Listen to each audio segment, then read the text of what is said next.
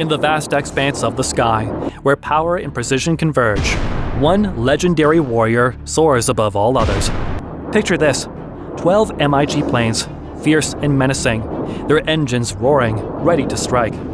But in a display of sheer superiority, a single aviator aboard the United States' most formidable fighter, the F-14 Tomcat, commands the skies, forcing the enemy squadron to bow down without firing a single shot.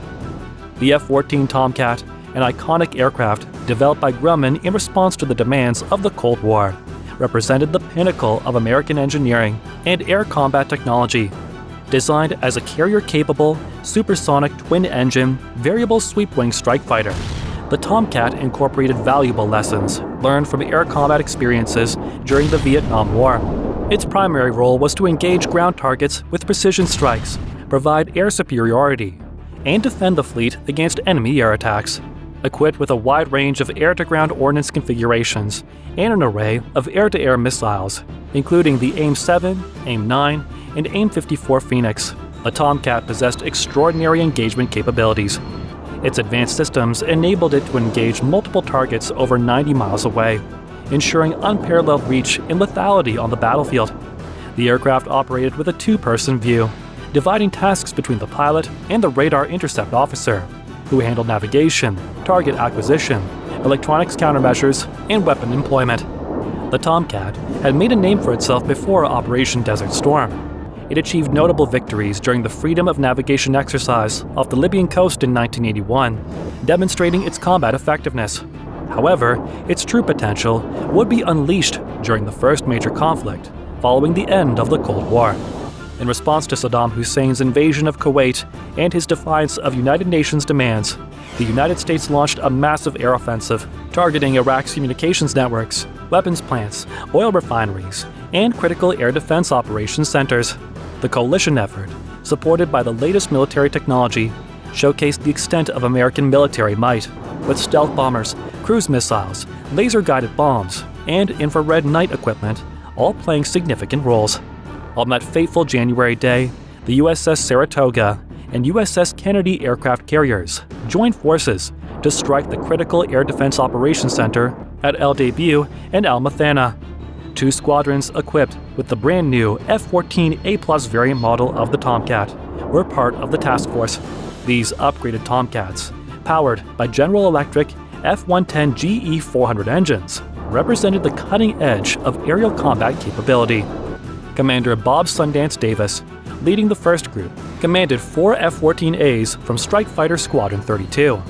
Adhering to strict doctrine, the Tomcat crews were tasked with protecting the electronic warfare and assigned aircraft, employing a delay and disrupt strategy to neutralize any attempts by enemy interceptors to target the protected assets. The focus was on maintaining the element of surprise and minimizing the exposure of American forces to potential threats.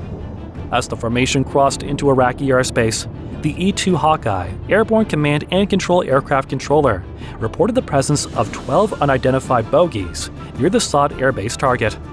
However, the controller did not declare them as enemies, leaving the Tomcat pilots perplexed. Nevertheless, the formation pressed forward, and Commander Davis's team detected 4 MiG-29 fighters with their AWG-9 air-to-air missiles. It became evident that the Iraqi fighters were specifically deployed to counter the F-14s and prevent them from launching long-range Phoenix missiles. Reacting swiftly, Commander Davis ordered his formation to initiate engagement with the Iraqi aircraft. The Tomcat pilots readied their AWG-9 missiles in pulse Doppler single-target track mode, prepared to strike if necessary. The Iraqi pilots, unaware of the delay and disruption doctrine employed by the Americans, took evasive actions as the Tomcats closed in.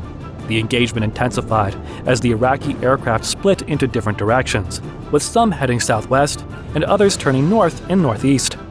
In the midst of the chaos, a single MiG-25 pilot, flying at 40,000 feet and supersonic speeds, decided to challenge one of the EA-6B Prowlers under F-14 protection.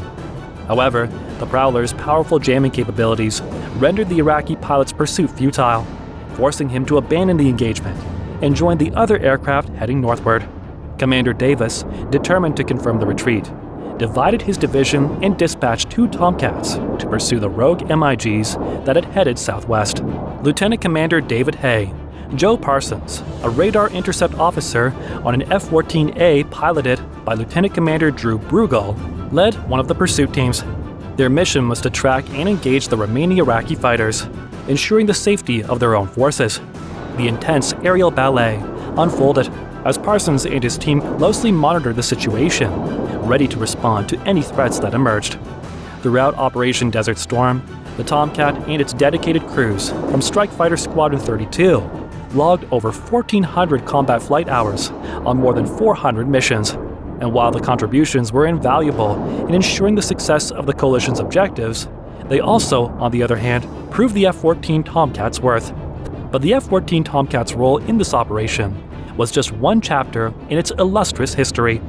Throughout its years of service, the Tomcat proved itself in numerous conflicts and operations. From the freedom of navigation exercises off the Libyan coast to engagements in the Persian Gulf, the Tomcat consistently demonstrated its ability to prevail in challenging air combat scenarios. While Operation Desert Storm highlighted the Tomcat's effectiveness as an air superiority fighter and its ability to strike ground targets, it also revealed the complexities and challenges of modern warfare. The evolving nature of aerial combat and the emergence of new technologies necessitated the adaptation and utilization of different aircraft types, such as the F-15 Eagles, which took on a prominent role in the air-to-air missions of the conflict. Nevertheless, the conclusion of Operation Desert Storm marked the end of a new era for the F-14 Tomcat. Its retirement in 2006 was met with a sense of nostalgia and admiration for an aircraft that had played a significant role in shaping the United States Navy's air power projection capabilities. The plane's distinctive appearance, with its variable sweep wings and imposing presence on aircraft carriers, became synonymous with American military might. Beyond its physical attributes, the F-14 Tomcat represented the dedication and expertise of the men and women who maintained and operated it. The aircraft stood as a testament to the importance of teamwork, precision, and technological innovation in achieving air superiority on the modern battlefield. The F-14 Tomcat will forever remain an enduring symbol of American air power, serving as a reminder of the remarkable feats achieved in Operation Desert Storm and the remarkable aircraft that propelled the United States Navy to new heights of aerial dominance. Would any other plane ever be able to rival what the Tomcat has achieved? Tell us in the comments below. This brings us to the end of this video. If you liked the video, please consider subscribing and sharing so we can keep bringing more content like this. See you next time.